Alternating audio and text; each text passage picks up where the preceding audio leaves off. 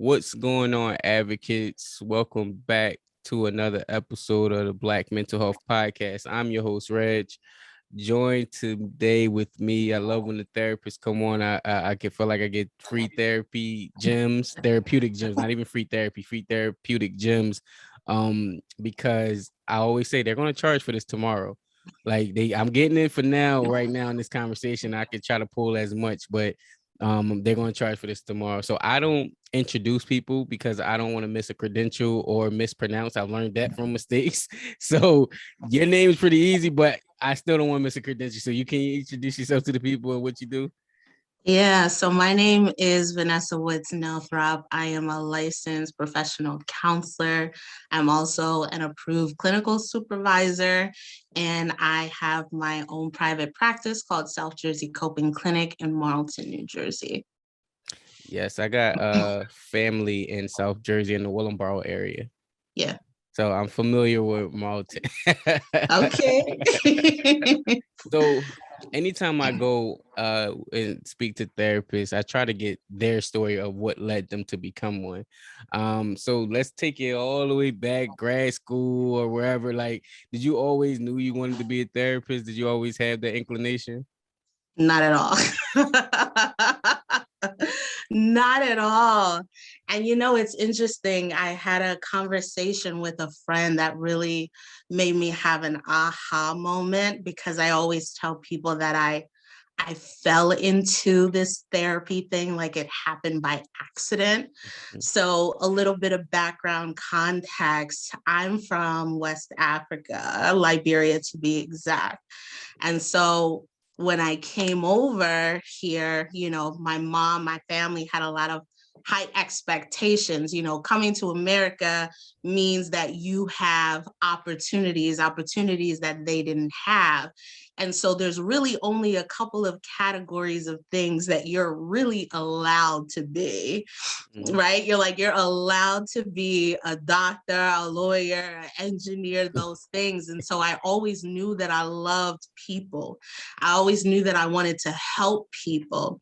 And I always knew that I wanted to work with kids. And so it was kind of like, okay, cool, I'll be a pediatrician, because like, what else is there out of those four things? In our culture, it's really a collectivistic society. And so the frame of thought really is your parents, your folks, your village put in all of this work to make sure that you're provided for, you're cared for. And so the return on that investment is that you make them look good and you take care of them in your older age. And so for them, that's essentially what that means. And so throughout my journey in school, I was always on the track to go to med school. I was pre-med in college, and I absolutely hated it. I hated it. And it wasn't that I was bad at it. I just didn't enjoy it as much as I thought I would. I would be in class completely checked out. I would find myself procrastinating until like the very last minute. And that was never really me. And so one day I had to ask myself, like, what is going on? Like, why can't I just focus on the things that I need to focus on? And it wasn't until like I had my first psychology class that things just sort of started to click for me. I had my first abnormal psychology class, and that was the moment for me where I recognized I really valued the way that the mind works and how it is this like open gate into really actualizing and realizing, connecting all of the dots, like the way that people show up in their circumstances, like gives way of what's happened in the past or what they're currently going through. And that was just really poetic for me. I like knew from like that moment, like this is kind of where I need to be. So looking back on it, I used to say that it happened by happenstance. Like it was just something that I fell into. But now, like at this stage of my life, I feel like it was divine intervention. It's wonder you say that because I'm in school now, I go to Drexel, right? And if you would have talked to me even before Drexel, you talked to me 2-3 years ago, I was so against like becoming a professional like person, like with like I don't need to go to school, like I can just hop on my podcast. Again, if you go back a few episodes to the beginning, you can see the transformation of like I can see why I need to be in school. I Yeah. can see why I need to get credentialed or be able to talk about certain things, because there's a huge difference. As I always say, I get lucky to talk to the therapist. Like I get to practice and be in theory at the same time. Like, and again, we talked off the recording about off the air about it. Like you done saved my life, because I was about to get into something like to do like practice without having too much of the theory, but it's good to be able to practice both at the same time while I'm in class. But so I definitely think it chose me and I didn't choose it. Yeah, yeah, yeah, yeah, yeah. What was there a mental health moment where, or like, I guess that you said that with the class, but was there a moment where you was like sitting down, was like, oh, this is what I'm about to do for the rest of my life? Man, I don't know that I ever it's weird because I think the answer is really twofold for me. Mhm. I don't know that I ever connected the dots in terms of this is my forever thing, even though I know that this is my forever thing, right? But I think I thought about it in terms of what's my contribution? Like, what Hmm. is it that I'm trying to give back? Because going back to it, I'm from like a culture that's very much so like about the people and about the community. And so for me, like one of the things that's always been ingrained in me is how to give back, like how to help, like how do you, in terms like what people say today, like how do you leave a legacy? Hmm. And so that was always like my frame of mind. And I don't really think that that thought hit me until after grad school, like after school. I think when I started to serve in different capacities, like in the community, and I actually saw with my own eyes the need, Mm. that's when it was just like, yeah, this is it, this is it right here. Because you can like read about mental health on the blogs and in the papers, and you can do all the clinical studies at school, but it's nothing like meeting real people who have real stories, and hearing like that there really is a need, and because of all of the things that they've gone through. So I think it wasn't really until like I started working in the field that I was like, yeah, like this is it for me.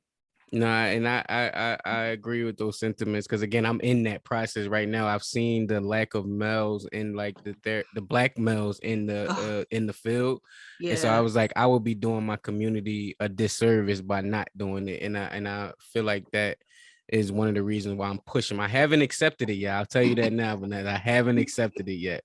But I'm slowly but surely trickling into that field. The more I have conversations with individuals like yourself and seeing your journey. I asked you those questions for personal reasons. Yeah. No, 100%. And can I just say, like, y'all are unicorns, like Black male therapists. Y'all are unicorns. Like it is special and it's so beyond needed. That's why anytime, like, even for my practice, like I'm able to find someone who I can connect, our youth to, I'm so thrilled because y'all don't come around that often, and your voice is really, really, really needed. And so I'm happy to hear like that's something that you're considering because we need more of it. Yes, yes, yes. And I'm hoping by stepping into that field that I can bring more men and have those conversations where, they'll see it as a viable career option as well.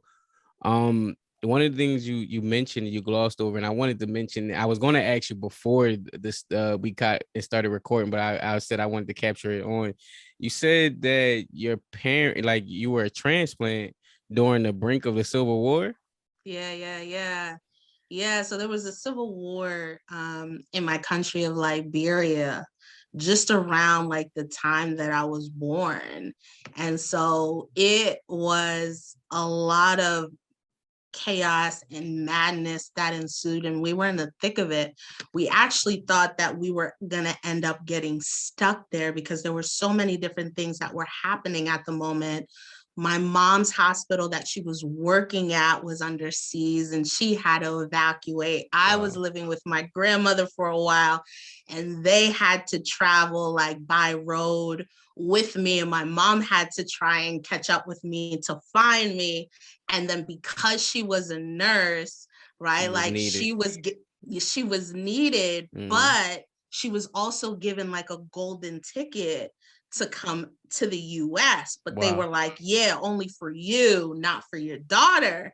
And so she was like, yeah, that's not gonna work for me, you know. So we had to find another way, and we were actually lucky enough to be selected like for the lottery to be able to come, because at first we were actually going to go to London, which is crazy because I always like picture myself with like an English accent, and I was like, that'd be pretty dope. But we ended up coming here, and I'm so glad we did. But yeah, it was crazy. I mean, I don't remember anything because I was still a baby. Like I was 2 years old, like when I came here. But the stories that I've heard, you know, from my mom and from my family, it's unbelievable what some people went through. So let's go into that too, because one of the things that I wanted to take with this podcast is it's the Black Mental Health Podcast, but Black is not a monolith, and so now I'm using the platform because I actually want to get these stories more, because I think those are the voices unheard. Like there's a lot of trauma based in those type of situations that don't get talked about enough, because American is like popular culture more than just like, yo, there's some people going through some real things. What's the mental, like if you think about where you came from and now the work that you do, is there a way to integrate that back in the home country, like because they have a whole different viewpoint of certain things? Yeah, and that's the tough space. So I think it's a really complex question. And I think about it for many reasons. When I was lucky enough to have a real like forward thinking mom, because she's very accepting of things. She's always very cool. And she didn't really subscribe to like the traditions of things like, you know, through and through. So I think, you know, at first when I told her I was going to study psychology and that I wanted to be a therapist, it's not necessarily like a concept that she understood. She was like, what do you mean you want to talk to people about their problems? Like they pay people for that? Like why would you want to do that? You know, so she didn't really understand it. And I think that that really is the mentality, you know, back in my country, emotions aren't something that's necessarily celebrated. It's something that you just stuff and you move on. Like times are tough, which means you get tougher. Like you have to have mental toughness, which is why like even though I grew up here, like a lot of those same principles were applied to like my situation, because I always tell people there's nothing that anybody could say to me that would like really feel hurtful because, you know, the way that we grew up, like family was really hard on you and they would say some really out of pocket things and you really had to learn how to have like tough skin, but that was a part of the culture. And so I think when you say like, can you apply those things back home? I don't know. I think that here people are more like Americanized. And so there's a lot of acceptance on like cultural norms. And so now that therapy is starting to become like a more normal thing and something that's celebrated and people are prioritizing their mental health, I think people who have migrated here or immigrated here, I think they're more accepting of it now. To take this concept and go back home with it, I think that that would be a very difficult challenge. Yeah, and I believe you. I'm a first generation American by myself, and I guess where my attentions is going now is because I know that it's kind of an awakening here in America. it's like, well, how can you awaken our other brother and sisters? But they have a lot of political things that, you know, oppress them, so it doesn't even cause the opportunity for you to even think about healing, like, or dealing with your feelings. You trying to do, if we talk about, and I can say it bluntly with you, if we can talk about like struggle here in America as Black Americans, the third world country is a whole different level of struggle. 100%. 100%. 100%. And that's why I think that the focus isn't necessarily on therapy, because people are just trying to survive, like physically, before even mentally.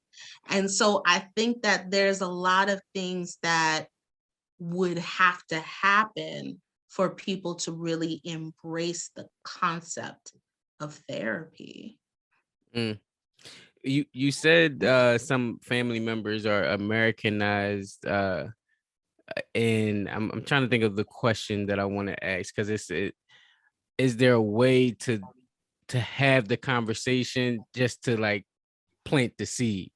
You get what I mean? Like, because Oh yeah. your blood, your loved one, so I can kind of plant the seed. Or all right, the better question would be, do they know what you do now, and how do they respond to it after you like build up the wonderful career that you have now? I think like now, like the ones that are here understand it, and they're just kind of like, well, if that's what she wants to do, you know what I mean? It's kind of like one of those things like, okay, like there's all of these other things, but if this is what you want to do, we'll support it, you know what I mean? And I think that, you know, in a way they are proud, but I think that like the ones back home, they just still don't get it. They're like, I don't know. I don't know why she wants to do this, but it, you know, it is what it is. But I think that it really, there's such a difference in culture and expectations and value system.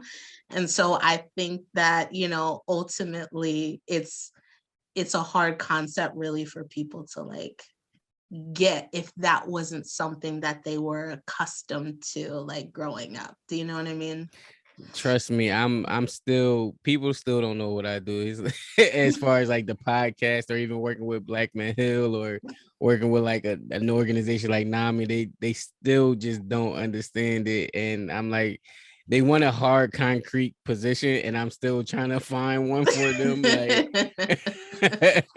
like I don't know what to tell you at this point. Like I try to help people. That's it. Like Yeah. And that really is it. Like that's the bottom line, right? mm, Like that's it. I think like the end goal is still there, like that you get from being a doctor, being a lawyer, like you get to help people, right? But it's just in a different capacity. yeah, that people aren't familiar, or it hasn't been embraced as much yet. Um, you said something earlier that I wanted to dive into, and I'm trying to think what the question was. Oh, you said you are a certified like clinical supervisor, right? Yeah. How, what was, so again, because I'm surrounded by therapists, I could kind of know the process of that. Um, I heard getting like trained and open, you opened a private practice, you did a lot of things at a such a young age. How did you even get to like that point? Because I heard you either got to pay for someone to like give you your clinical hours, and then uh you got to find somebody who's willing to do it as well. So like, just talk about that journey. It was a journey. It was a journey because, you know, like you're in college, you don't have your um like all of your ducks in a row yet. You're still trying to like figure out this world and what it means and how to maneuver it. And like you're really like searching for people who can really like get you and pour back into you. But the issue is like finding someone that's in your budget, because a lot of these people, man, it's hard. I understand like you gotta compensate people for their time, but like as a college student, having to pay you like $100 an hour, that's just crazy. So Mm-hmm. that was hard. So that journey was hard because you think about it, you do that for like 3,000 plus hours. That's a lot of money that you Yeah. invest into things. And so I will say that I was really, really blessed to have a friend say, hey, I know someone. She like also went to our school and she knows what it's like to be a college student, and she doesn't charge like that much, but she's really cool. So I was like, all right, let me check her out. And it ended up like working out really well. And so she was the one, well, two people actually were the ones who were able to provide for me my hours. One actually did it free of charge for me, which was really cool. And then the other one charged me like a nominal amount. So Mm. it was a long journey. It was like a 2.5 year process Wow. to gain my clinical hours. And so that journey. Mm. As for the private practice, I think I was just burnt out. Mm. I think that after working with a lot of different agencies and seeing how like the turnover was really high, seeing how people were treated just as numbers and not as people, seeing how people weren't really making progress, like that was really disheartening because that's what I was trying to do. Mm. And so what I often found was like my goal and my mission was often misaligned with where I was. And my biggest like aha moment, like from those instances and working in all of these different places, was me like fighting against the system, right, to try and change it. Because I'd come in all bright-eyed and bushy-tailed and I'd be like, I'm gonna change the world and things are gonna be great and I'm gonna give them all of these great ideas and they're gonna do it and it's just gonna be great. And that didn't happen. They were like, yeah, that's cool, but here's where we're at. And it would be really frustrating because I'm like, no, but like these ideas are really good. And I heard from the patients and they're all on board. And look, I got all these signatures. And they're like, that's cool, Vanessa, but we're still going to do this over here. I just felt like really, really frustrated and really discouraged. And I was like, you know what? I feel like I can do this. Like I feel like I can do this on my own. And it's crazy the way that like God works, because I ended up starting my private practice really right before COVID hit. Wow. Crazy. Right. Crazy. Because I didn't know how like COVID was going to influence and impact everything that we had going on. I was really, really afraid that like it just wasn't going to work out. And I picked the worst time to really get into things and to like start my mission and project. But it ended up actually working out for the better. And that's Turned out to something be the best time, right? People like literally, really took their mental health serious. yeah, people were really impacted by a lot of this. And I was just really so happy and blessed to be in the position where I could finally give back and knew that I was going to do it like with integrity and like with due diligence. So that was something that was really important for me. So you started it right before income, and I commend you because I think to do what you do at an early age, and I say early because I feel like people take years to build their private practice up, and going through the hurdles. Talk about those early days and what it was like being an entrepreneur is not the easiest of things, and starting to practice right before the pandemic. Um, did you ever think you was gonna find the customers or the clients, I should say, and like how was that process in the early days of it? It was crazy because when I remember when I got my first client, literally my first client, I was like, oh my God, I was so happy. I was like, somebody actually wants to like receive therapy from me. Somebody actually saw like my my business on Google, and that's how I was so hyped about it. And so I remember just like coming up with my session plans and prepping for it. Like I was so laser focused and just so excited. And then like the one became two, and then the two became three. And I kid you not, like within like 3 months, I was almost at a full caseload. Wow. It was crazy to see like how many people were so impacted and affected by what was going on in our part of the world. I mean, it was It was nuts. Mm. It happened so fast. I feel like the opposite happened to me. Like I felt like I was ill-equipped to deal with like the fast growth. And it's almost like somebody threw me in the middle of the ocean knowing that I can't swim, and they're like, she'll figure it out. You know what I mean? It was hard. It was hard. So I was going over, and I'll pull it up, your website, and looking into everything before we got on the call and just prepping for the interview. And I was watching the video, and one of the things that you said was like, where the apple, what was it? I don't want to misquote you. Where the apple, because of your innovation. What was the quote? Yeah, we're the apple of the mental health community or something to that effect. Yes. Yeah. What did you mean by that? And shout out to your beautiful team. Uh, Thank you. I mean that we're constantly looking for different ways to be innovative and to really meet people where they are. And that's something that I really haven't seen. And I've been in the field now for like 10 plus years, you know, I haven't seen people offer a variety of different methods of treating clients, you know. So one of the things that I really pride myself on, me and my team, is our holistic approach to things, you know, understanding that mental health doesn't just encompass the mind. It encompasses everything else that impacts the mind, right? So it's our you know thing is really just threefold, right? Mind, body, and spirit. And so we offer a variety of things to really speak to those things. So like massage and yoga and our MQ mirror program and play therapy and all of these different things, our virtual reality like avatar program. So all of these different things to really try and meet people where they are, because what I was learning is not everybody works well with just traditional talk therapy.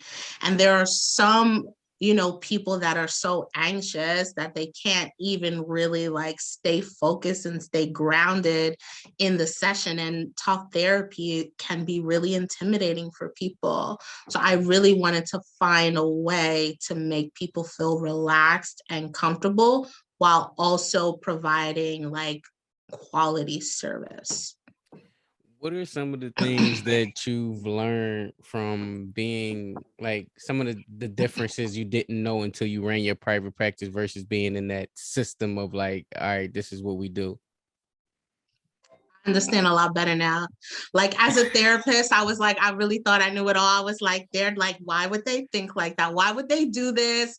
Like they just have it out for us. Like it's all about XYZ. Like I was like, they just don't care. And then being on the opposite end of it, I'm like, yeah, I get it now. I get it now. I get it now. Like I'm crunching all of these numbers. I'm doing all of these things. I'm trying to hire all of these people. You know, I'm trying to like make sure that people have like what they need. And I'm like, I get it. I get why things like get to that stage. And I get why things were so pressing from them when it was regarding this topic. Like I get it now. And that literally is in regards to everything. Like I really do. I get it. All I right, do. well, maybe you can help me out with the and it's still I understand it, but I guess I just don't agree with it. The already preparing for like a 50% like no show rate. Like they overbook in the system with the plans of people not showing up. And I get it. You want to make sure you still getting the money. But then I think about something like Planet Fitness where they know people are not coming. So they kind of like charge an appropriate amount. But what if people all actually come in? Do y'all really want people to work out, or you just want the money from people saying that they're going to work out? And the same thing, if you overbook, like, do you really, what if everyone decided to show up at their appointments and now you got a 50%, like 100% show rate? Like, oh no, we're both here for our treatment. Like, what are your thoughts around that? I don't like that idea. I've never liked that idea. I don't think that it's fair to clients. I don't think that it's fair to the staff. Um, I don't. I don't even have like a justification as for why people would do that.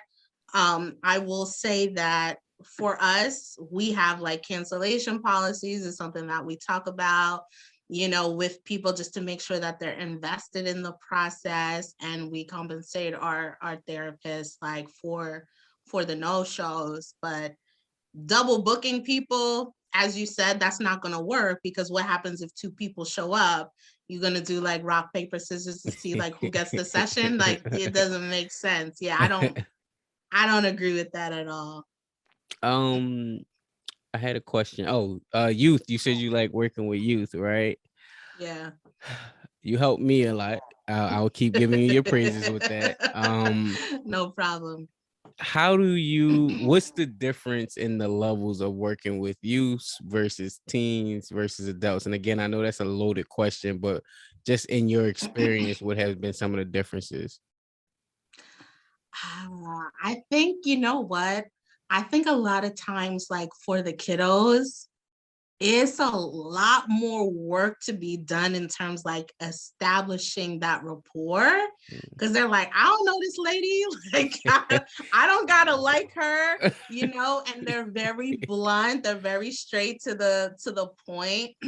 And so you really, really have to like be super, even more so intentional than you usually are, in terms of like establishing trust and thinking outside of the box and just really being in tune with like the kids. And you constantly just have to keep it interesting, because they will check out. And sometimes like they just make it super obvious that they're checked out. Like I had one time, one of my kiddos was like, are we done yet? Like, are we done yet? Just super blunt and super nonchalant. And they'll let you know if something is working, if it's not working. And I think that that's one of the things that I appreciate about a lot of the kids that I work with. I won't say not all kids are like that, but for the most part, that's been my experience so far. And I think it's cool for me because I never have to guess, Right. like they always just make it real plain and real obvious for me. And I appreciate that. I Right. appreciate I'm nervous about that. So what are some ways? Listen, I told you you going to charge for this tomorrow. I'm gonna try to get as much as I can in this what are some ways to keep them engaged so that way or establish that trust that has worked for you, and to keep them engaged throughout that trust? I think just being authentic, truly. And I know that that sounds like a cop-out answer, but it is the truth, because kids can really tell like when people are being disingenuous. Like they are really, really good at like reading the crowd, right? So I would say just be genuinely interested in the stuff that they're interested in. I know that I had one kid that their parents were making them come to therapy and they were absolutely not with it. And like, it didn't matter what props, what tools I was pulling out, they were not having it. But I found out that they liked anime. And so I was like, bet, whatever anime you're watching, I'm going to watch it and we're going to talk about it in our sessions together. And it allowed them to like open up and to just be like more open to having sessions and just kind of talking about things with me. So one of the things that I would do is I would use the animes as a lesson, right? Like, so whatever it is they were going through, I would just relate it back to whatever was going on with whatever it is we would watch, or I would try to find a clip from, whatever season or whatever chapter they were on in the manga or in the actual anime series itself. And we would just kind of like take it from there. And so I think that meeting those kids like on their level and finding what their interest is really helps them to like stay connected and to keep things interesting.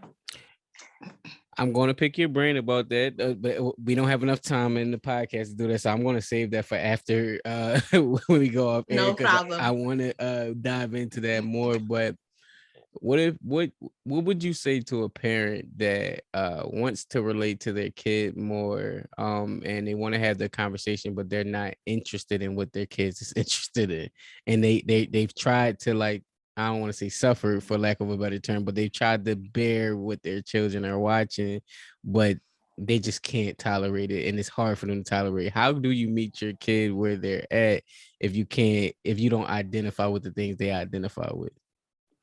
I think that that's a real question. And I think that sometimes right off the bat, right, you're like, I'm this age, I'm at this stage in my life. Nothing in your life relates to what I'm going through. So I just can't gel with it. I think that that can be an initial response, but sometimes it doesn't have to be like it doesn't have to be like movies or TV shows. Could it be lyrics to like a music song? Like, could it be different songs that they like? Could it be different experiences that they enjoy, right? Like, Mm. do you both connect around playing basketball or knitting or teaching them a skill? Like, are there other ways that you can connect with your kids so that you can establish and build that trust? It doesn't necessarily have to be in terms of like a show that you're watching, or like a video game if that's not your steez. It can be a variety of different things. Like, surely, right, like even the most opposites of people can find some sort of common ground and some sort of commonality. Nah, I got you. I definitely because I again selfishly I'm like, all right, what are ways that I can utilize certain things and certain I'm like looking at my son, he's 9, and I'm like, all right, well, that's similar to the age bracket. Like, can I use some of the things that he's into just to like, establish that trust? Because you gotta do it or you'll lose him, and it's almost hard to get him back once you lost That's it. Yeah, that's real. That's real. what what do you see because you call it the apple of the mental health field, right? So an apple is Yeah, always innovating. You don't have to give the full blueprint, of course. You got to keep your secret sauces to yourself, but yeah, what yeah. do you see happening in the mental health field that you can kind of contribute to as an innovation? That was a great question. Yeah, I think in terms of training and creating programs. I told you before, like off the record, I'm a planner. I like to plan things out. Like, I like to create things, programming, like that's just sort of my niche. Mhm. And so for me, really creating like quality training programs for clinicians, but also for our clients to kind of go through pretty much like a program that they could like graduate out of, like when they come to therapy. So you're coming to me for anxiety, cool. Here's kind of the things that we're going to go through in order to get you through this, because from my past experience and my own research with my own set of clients and the people that I personally worked with, Mhm. here's what I found to be the most effective.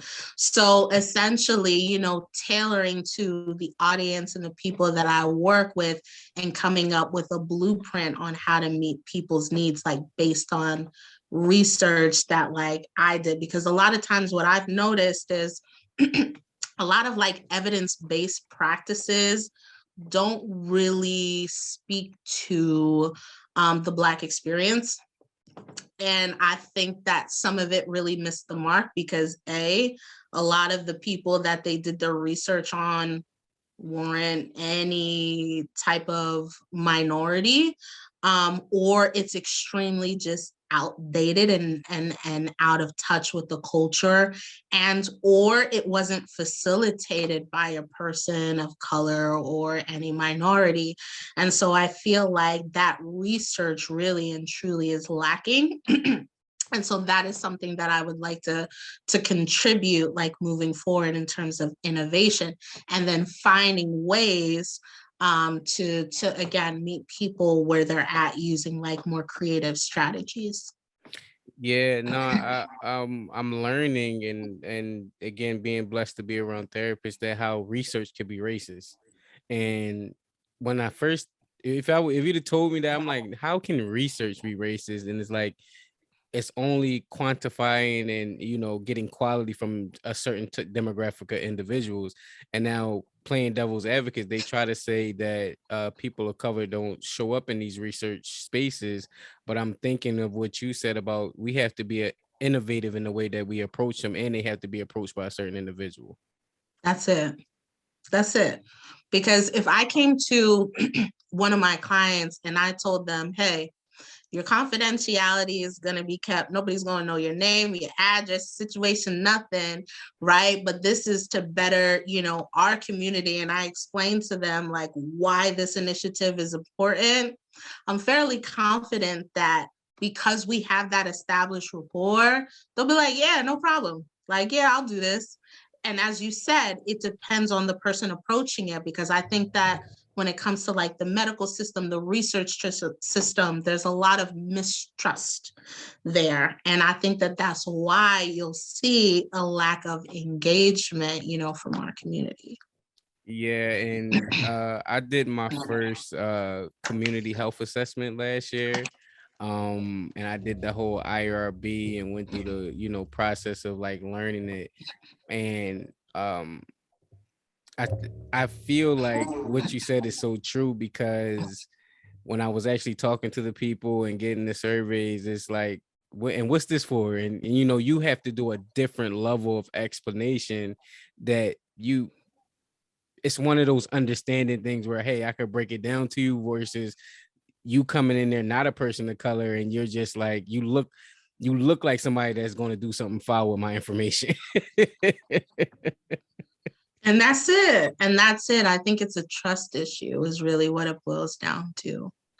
Yeah. As we talked earlier about the uptick of conversation in regards to mental wellness in America, and that now people are more open to having this conversation. Yeah. What do you think is missing from this conversation? Like, what do you see? What's the gaps? You said you see process, you understand what's going on, organized. What do you see is missing from the conversation, even though people are having it a lot more now?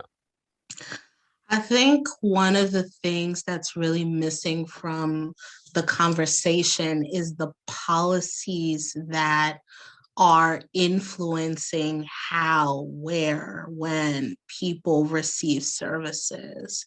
Because one of the things that I'm finding is if you're like an agency or a private practice or an individual that takes insurance, you're really bound by the insurances what's the word that I'm looking for? Like you're really bound by their policies and their procedures, but they don't take into consideration that you are the expert in like leading this conversation with your clients. And so sometimes for some people, 30 minutes and 1 hour is enough. But sometimes for other people, given the circumstances, they need more time than that. I know that a lot of people have started to move to like cash only, which is like pricing a lot of people out from being able to afford therapy services because they don't want to have to deal with the insurance companies. And to be quite honest, I don't blame them, right? Like when they're coming in and they're auditing your charts and they're telling you, well, this isn't effective and you shouldn't write this in your note, and they're like tearing everything apart. You're like, well, why do I want to like work with you anyway? Like, you don't know my client. You haven't been in my sessions. Like, you don't know what's going on. And so you know that your clients are making progress, but somebody else comes in and in 3 seconds tells you everything that you're doing is not going to be reimbursed. And like when that's how you keep the lights on, that's really tough. Mm-hmm. And I think also there's a lot of politics between what a licensed professional counselor is, what a licensed clinical social worker is, what a licensed marriage and family therapy is, who can practice in what state, who can do what jobs. At the end of the day, we're all there to help people. And so there has to be a way to streamline the process to where people can get help. Like there is a high demand for clinical services and there's not enough service providers. And I think part of that gap is we don't have like the necessary policies in place where, let's say I'm at a space where there's not a, like, I don't have like a heavy caseload, right? And I could take on more clients. I should be able to talk to somebody in my neighboring state and help them, so long as I'm following a certain ethical code. Do you get what I'm saying? Right. It makes no sense why like certification and licensure isn't like standard across the board. There's Nah, nothing different you're doing in California than I'm doing in New Jersey. yeah, one of the and I shout out to Taz of Blackman Hill. She always talk about like lawyers being able to practice law and how like it's a little bit easier for them to, gain like certification. I don't know the legal, terminology, but certifications to practice the law because they got that basis in another, state. So I definitely think that's something that I hope this awakening will help, shift and think. I think telehealth helped that a little bit, right? A lot, yeah, a lot. But there's still rules with that too. Hmm. Like, you technically can't see somebody from California unless you got a California license. Right, right. So it makes it like really hard to like help people, especially like, I'll give you this. So I had a client that I was working with for a while, and they ended up moving. But because I wasn't licensed in their state, like, I could no longer provide services for them because I would have been out of compliance. And Mm. you think about all of the work and all of the stuff that we've been doing and all of the progress that we made, and now that individual are having to start that over with someone else in a different state all over again, simply because like of the licensure regulations. Wow. That's big. How we'll talk more in depth about that, I'm sure, because this is going to be a never-ending journey. As far as like what needs to be done. Talk to me about the MQ mirror innovation. Yeah, so it's really cool. So the MQ Mirror is a device that has AI capabilities, and this is something that I was working on and am working on with my alma mater, ORU, which is based out in Tulsa. But essentially, this device can be used in a myriad of different ways. So there's the mirror there. There's also the glasses there that you can use. There's like a gaming like system that you can use with it. So there's all different things that you can use to basically bring therapy like on the go, right? So it's not necessarily like a replacement for therapy, but it's an add-on to therapy. So for instance, how someone might use this, right?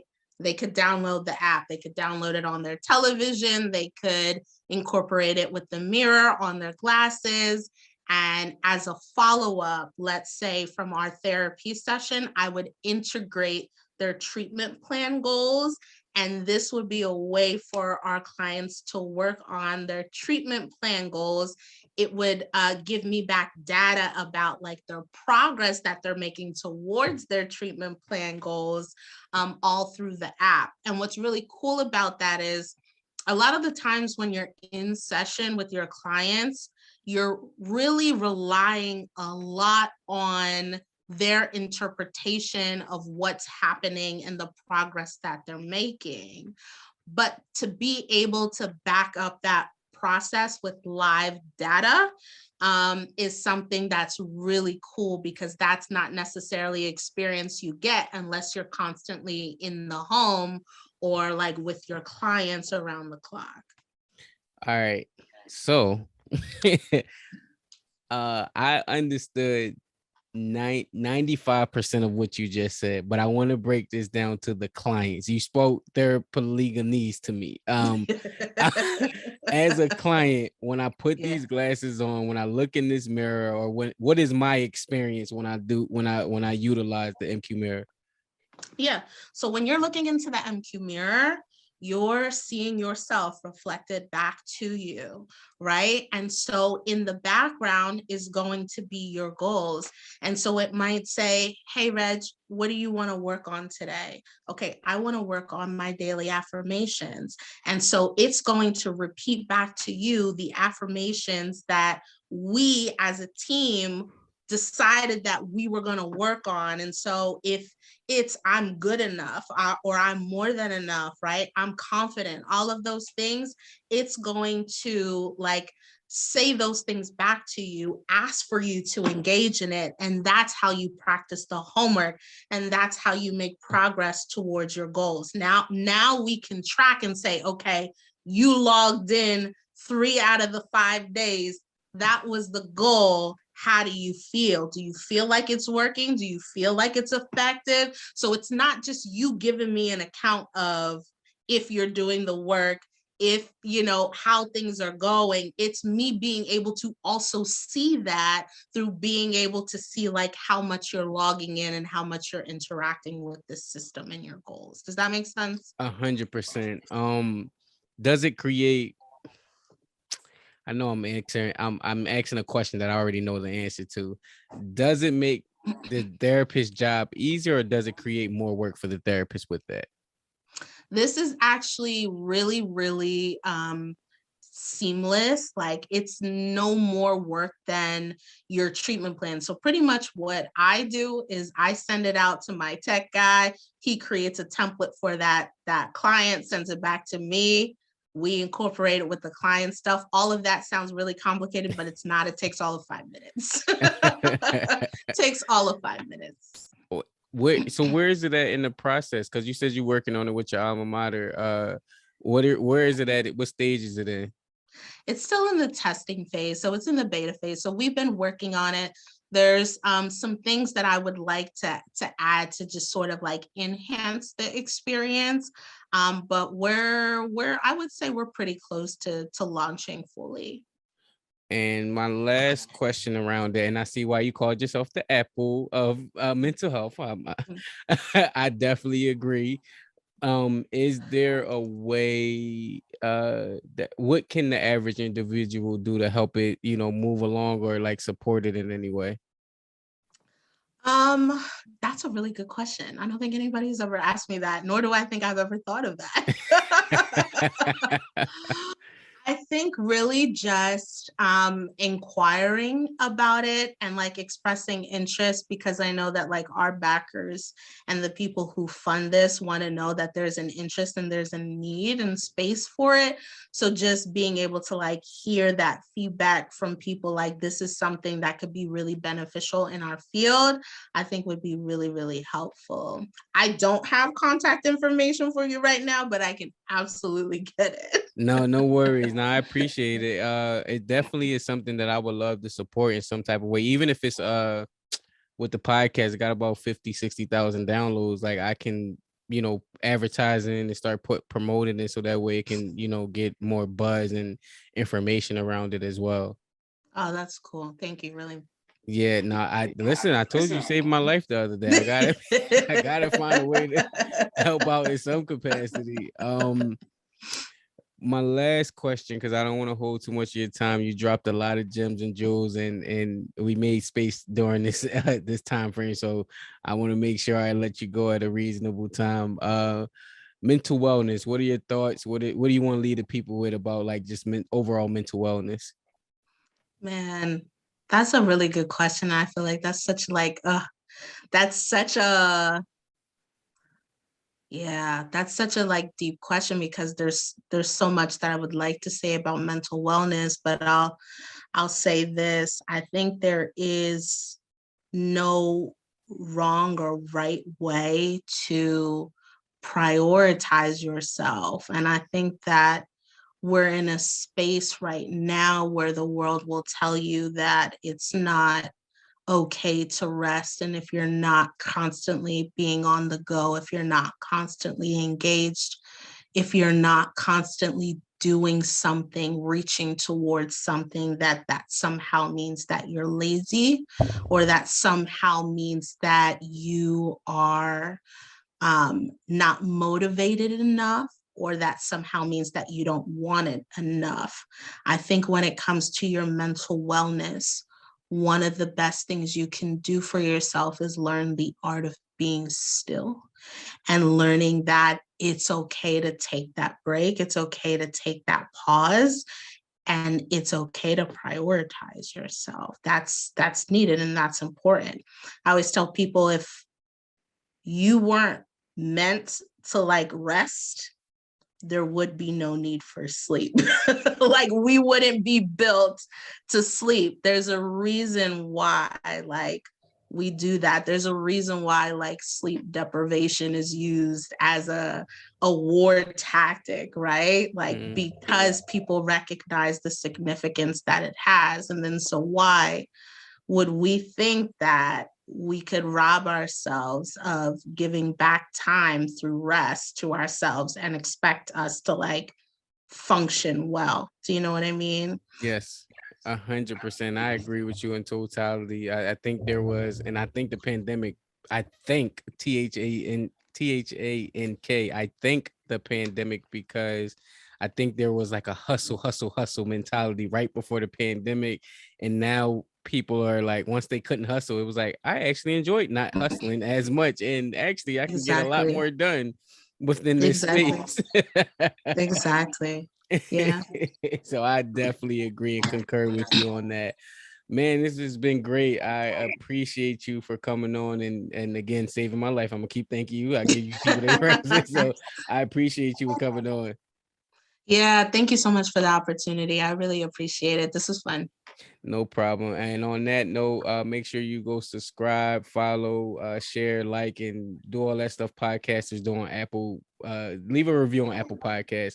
And you said something earlier, but I was like, she must have been listening to the episode, but it sounds like it's something in the air with it. I said, remember, anytime I close off this podcast, is remember that this platform has not been a replacement to therapy. It's an alternative place where people share therapeutic stories.